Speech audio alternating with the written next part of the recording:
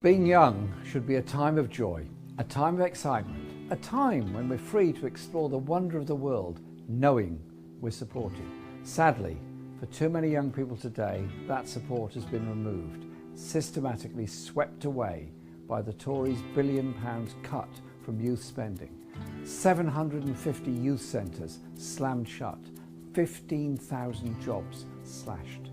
The consequences have been devastating. Knife crime up, mental illness up, school exclusions up. Too many young people growing up, nowhere to go, nothing to do.